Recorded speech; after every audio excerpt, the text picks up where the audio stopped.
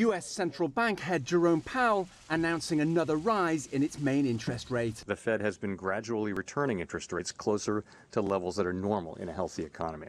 And it didn't take the man who appointed Powell to run the Federal Reserve long to react. Unfortunately, they just raised interest rates a little bit because we are doing so well. I'm not happy about that. It's not the first time. In July, Trump criticized Powell's previous interest rate rise, claiming it could slow US economic growth.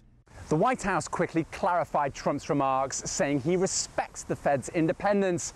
That's because Trump had broken another unwritten rule, that the US central bank should be free to do its work without any political interference.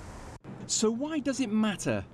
You want to have an independent central bank that looks beyond the election and say what is right for the entire economy, for the entire country.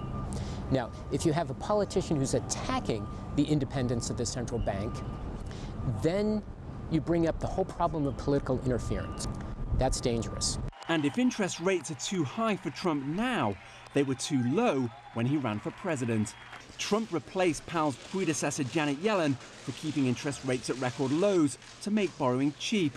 He claimed this helped his election rival, Hillary Clinton. This Janet Yellen of the Fed is doing political by keeping the interest rates at this level. Trump isn't the first president to try to influence the Fed.